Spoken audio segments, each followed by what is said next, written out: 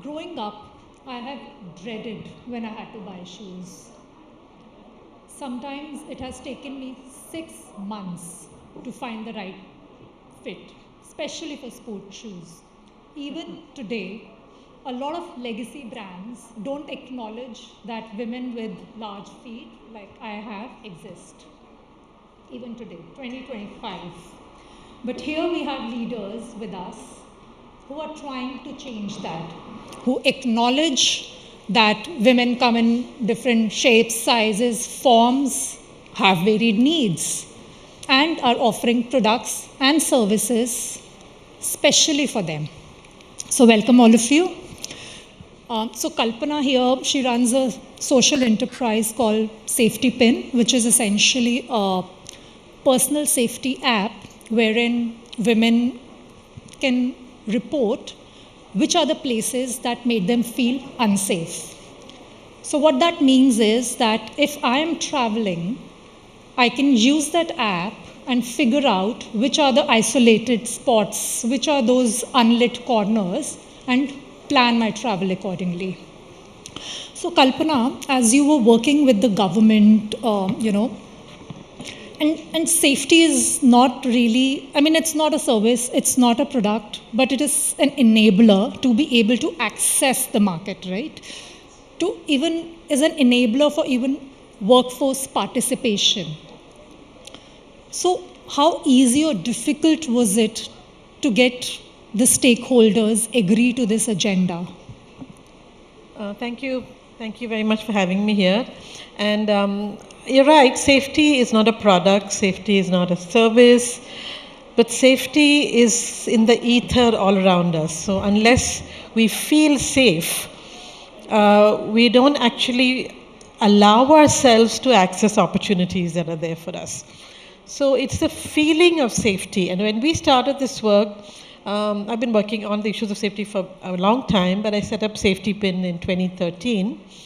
And this was after that, the Nirbhaya rape case in Delhi. And there was a lot of consciousness about the fact of safety. But often safety gets reduced to security. So it is about CCTV cameras, it's about policing. But as women, we know that safety is something much broader and much deeper and much more elusive. What makes you feel safe? I think that is the kind of question we've been trying to answer, to say, what are the different factors that would make you feel safe?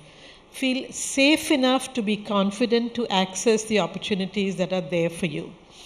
I mean, we look around our cities, we know that women's workforce participation is very low. You go around and you look at parks, you'll see that parks are dominated by boys playing. You don't find places that girls can play. You look at our streets, it is dominated by men. You look at all kinds of services. There are niche services that women are visible. But, the panel before spoke about these glass ceilings, and I think if safety is restricting us from being equal participants. For example, now we have the gig economy. All of you have heard about the gig economy. It's the new place where jobs are coming up.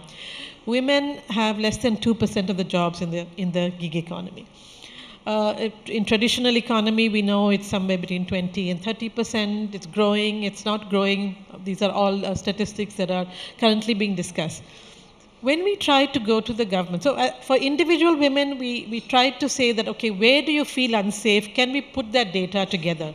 And as we got the data together, we went to the government and said, safety is a feeling. Safety is not just having a CCTV camera or a guard or a police. In fact, most women, we asked them, if something happens to you, would you go to the police? And most said no. So actually having police is not the thing that's going to make us feel safe. Similarly, the CCTV camera is only effective after the crime is committed. It is not really a preventive step. So we started looking at it and we unpacked it a little bit to say it includes things like infrastructure, which is lighting, walkability. It includes good public transport. It includes last mile connectivity. For example, in Delhi, Everyone says the metro is safe, but you have to get back home from the metro. How do you ensure that last part of the journey is safe? Then what about services? So for example, if you do face violence, how do we make sure that you get support? All the panic buttons in the world is not going to make you feel safe unless you know that when you press that panic button, you're going to get a response. So I think, we have to recognize that there are many elements to feeling safe, and that feeling is what allows us to do things. The feeling is what prevents people, prevent their daughters and wives and others. Mat jao. So safety has become an issue of protection. We have to take it back because safety is a right. We have the right to feel safe in our own cities, in our own country. We don't want to be protected. We don't need people looking over our shoulder for us. We just need the right to walk safely without looking over our shoulders. And I don't think men even realize this, that every single day as a woman, when you step out onto the streets, there is a little bit of hesitation. So your entire experience of life is different. And this is some place you certainly have to have women on the table to understand it. Because otherwise you get more and more safety apps and panic buttons because that's what men think will help us. But no, we want an enabling environment. We want the right to take a risk. I know maybe going out to the park is a risk, but why can't I take that risk? Men are allowed to take the risk. This protective mentality is what the governments have it, companies have it, families have it, and it comes from a place of love, no doubt. But it restricts us. And I think the time for restrictions is over. It's the time for freedom. Thank you, Kalpana. So Ayushi runs the brand FS Life, which a lot of you might know as Fable Street in its earlier avatar. It was also started because what I faced with shoes, she faced with workwear. She realized that most of the workwear in India was according to European sizes, and it was not meant for Indian bodies. And hence, there she is with FS Life. So Ayushi, Kalpana touched upon this topic of men designing for women. And that was something that you also feel very passionate about. And so how you started FS Life in 2016. I did a story on the missing she economy way back in 2020. So in the last 5-7 years, how far do you think we have come? And are legacy brands now acknowledging that women are 48% of the population and contribute to GDP and is a market that should be catered to? Or it's still new age entrepreneurs who are trying to bridge that gap? Very interesting question. And I think we will have diverse point of views around legacy brands, but let me take a step back. Structurally, if we look at history of India and in general globally, right, women of course are 49% of the population. So women are 50% of the population, so you need to solve for women. As a matter of fact, this chair is for the height of a man. I can't still rest my feet on the ground.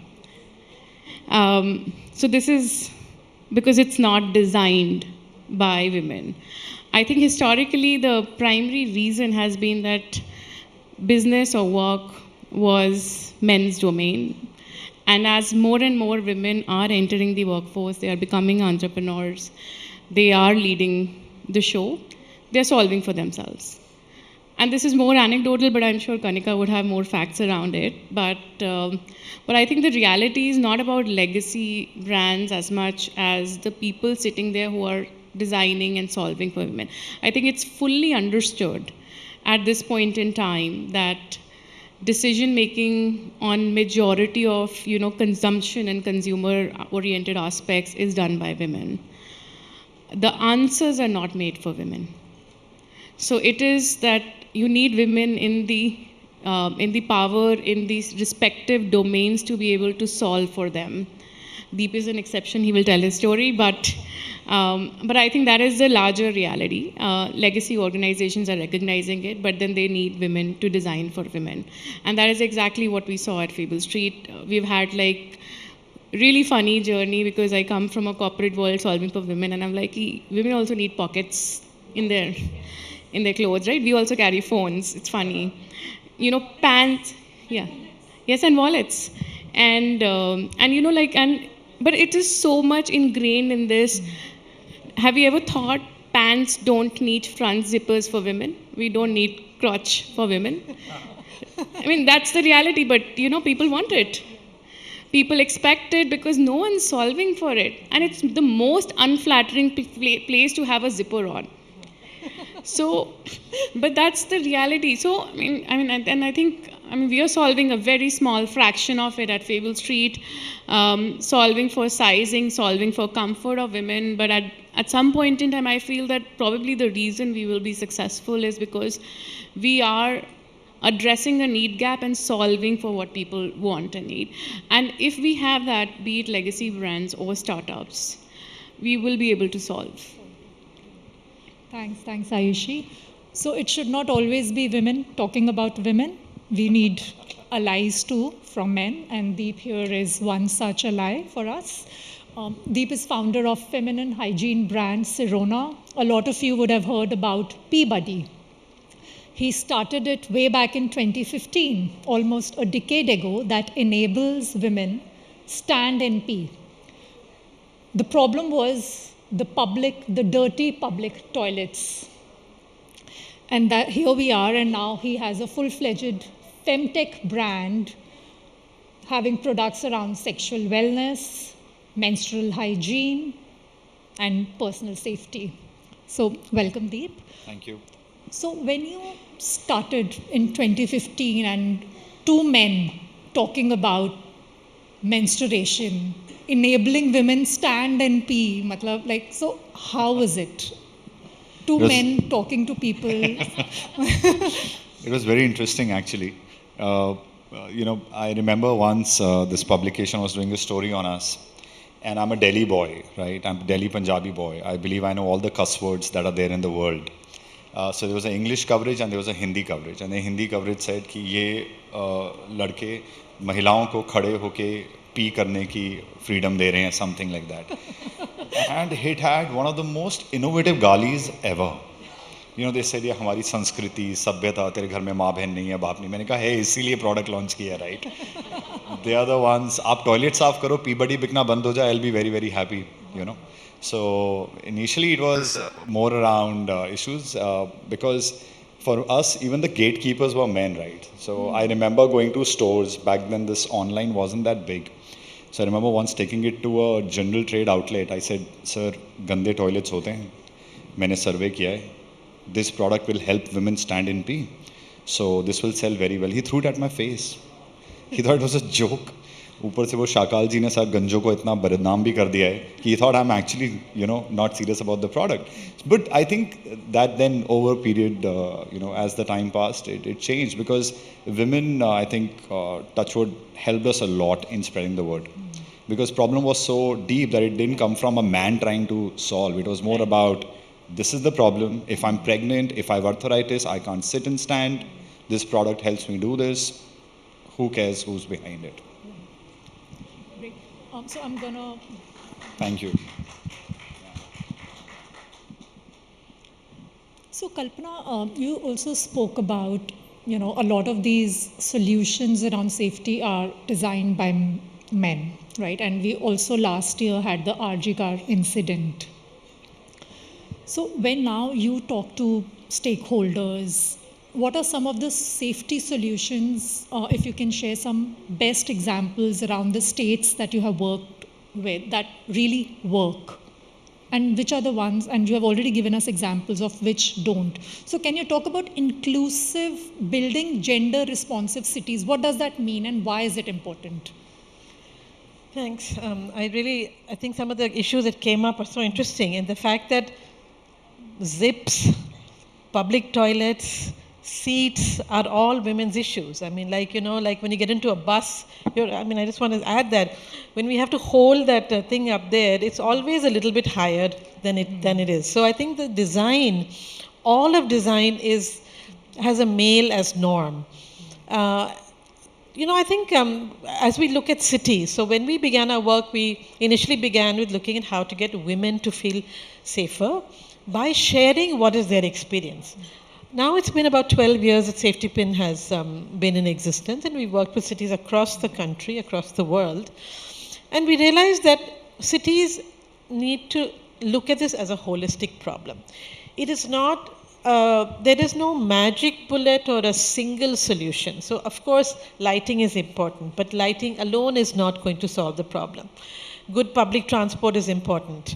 So, what we've been trying to say is that we came up with a framework called She Rises, which is for responsive, inclusive, safe, and equitable urban systems. And the idea is that can we start looking at this as a systemic problem? There are so many elements to why women are not able to be equal participants in our country. I mean, it's a simple ask. It's there in our constitution, but we don't have it in reality. And why don't we have it in reality? Because the enabling conditions. So it is infrastructure at one basic level.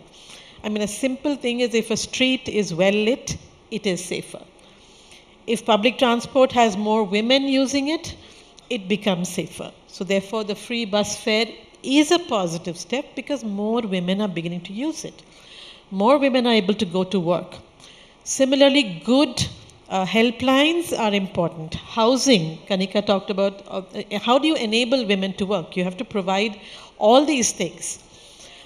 But over time, we found that safety and safe mobility is defining. You may provide a woman a job, you may even provide housing, but if she doesn't feel safe, if a family doesn't feel that she's going to be safe, they will drop out.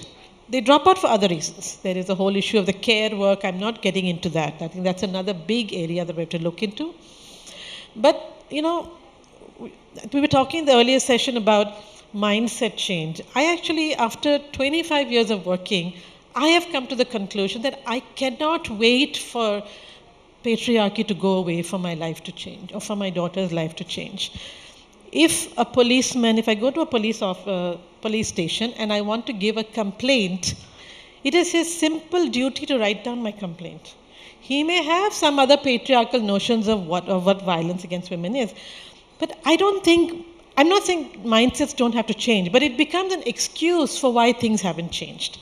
And mindsets will take time to change. We have to work on it. But simultaneously, if we put in systems, if we put in procedures, if we put in non-negotiables, saying that this is not acceptable, we have POSH, the moment the bill on sexual harassment in the workplace came up, workplaces changed. I mean, I'll give another simple thing. When I started driving in India, we never wore seat belts. There was no question of wearing a seatbelt. Then suddenly it became a rule. Suddenly they fined you. Now, none of us get into a car without pulling our seatbelt. So it is possible to change behavior. After all, we are creatures of habit, human beings. So if you start saying this is not acceptable, in the workplace it has become an issue, right? It is being told in many, many workplaces that this kind of behavior is unacceptable. And there are many, many people working on these issues today. So I think the idea for cities and for governments is to build that enabling environment. Private sector has to do its own bit, but I think really public space safety, public transport, and good services will go a very long way in enabling women to participate economically, socially, and politically. I see young people from the parliament. We know even in the rural areas for women to participate politically, even in urban areas, is not easy. And I think this is an important issue to take up as well. Yes, thanks. Ayushi, fashion is not always inclusive. So can you talk about the work you are doing to ensure that your products work for women in their real lives? The opening statement I used to make was the ideal body is not 36, 26, 36. which is what we were taught our entire lives, and which is, I think, something I was chasing almost. I'm 40 now, I was chasing till 35 years of age. So the reality is we are not mannequins, we are not those ideal bodies. India and even globally, I think women are diverse. They come from different backgrounds, they have different body shapes and sizes. So you have to solve for them versus us trying to fit into clothes. And I think that is the premise with which we have operated. With the larger vision being, it helps us become confident about ourselves. We are otherwise fairly underconfident. We have all lived with imposter syndrome all our lives. So that one uptake that you are looking nice and good helps you feel happy and confident about yourself and put your best foot forward in a professional world or wherever you go. So that is the larger thought process, and that is the thought process of inclusivity and building fashion. So I actually don't call myself as a fashion entrepreneur. I am a startup person coming from a professional background solving for women. And that is the framing with which we operate. And then, of course, there are more specifics in terms of now solving for women, ensuring inclusivity in every shape and form. We do trials, we work with all types of women, we design for comfort, we test on real women and movement, etc.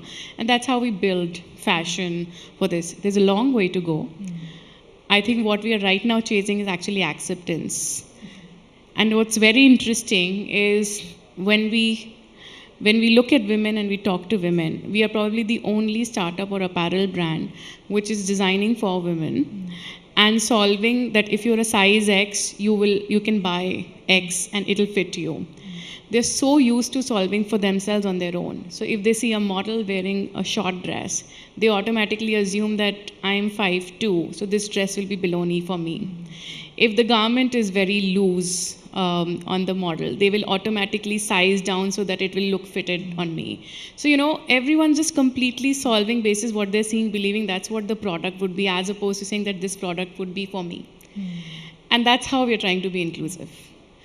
And there are a lot of back-end technicalities, org, etc. But it goes back to core of looking at the customer, working backwards on what they need, and then building a product, and then eventually going through the communication channels to make them. So we are on the last leg, and that's the journey of scale for us. Interesting.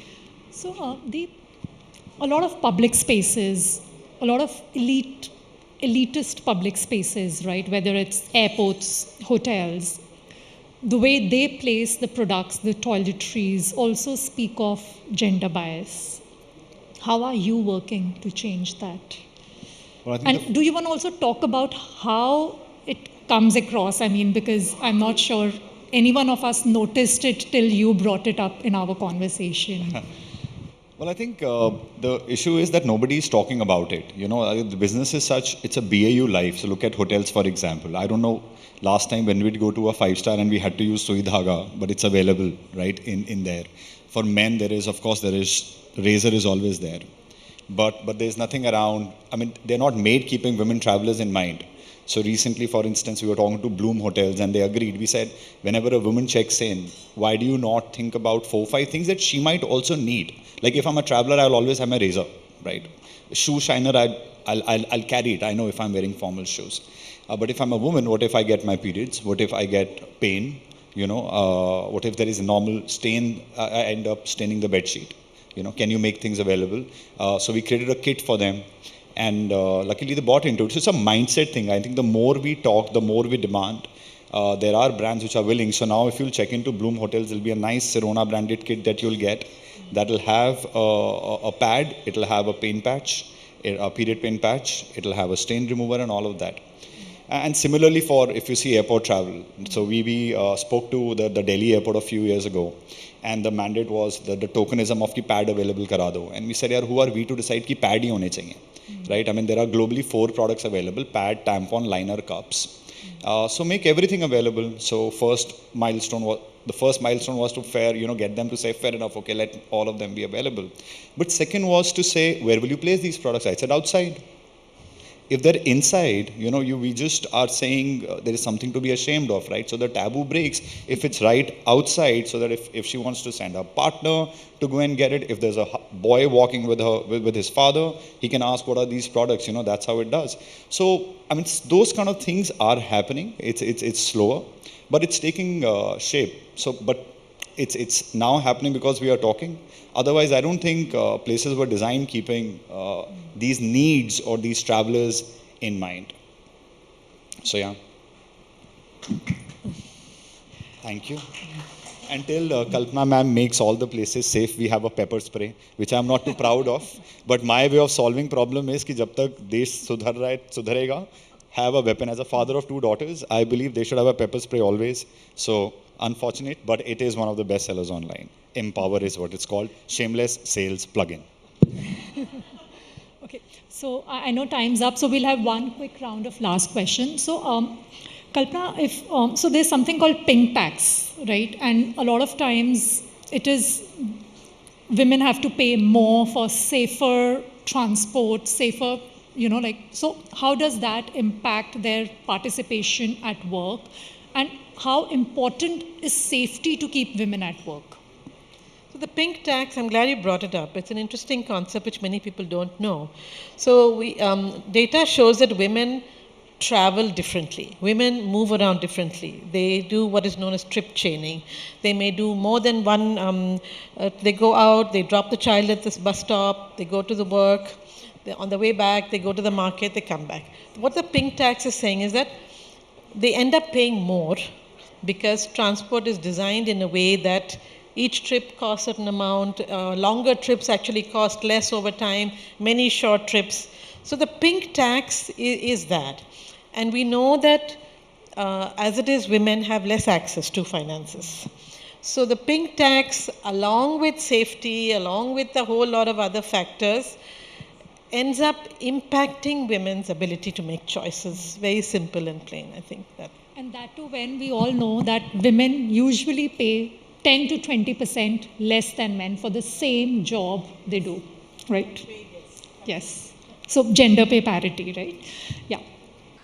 So Ayushi, you always speak about women deciding for women, right? And you also have a very diverse workforce.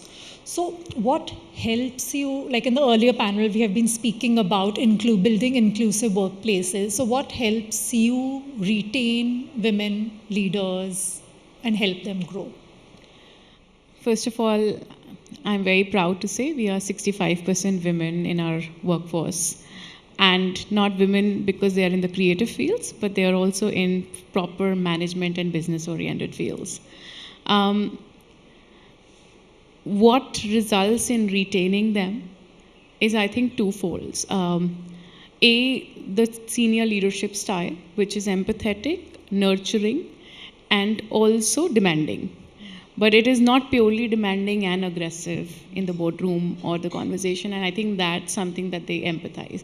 So there are women who are aspirational, who have drive, but believe that they are cared for. And I think that's an important aspect of their journey. I think that is one.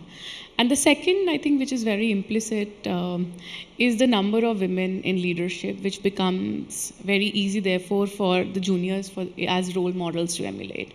And I think these are the two things that result in retention.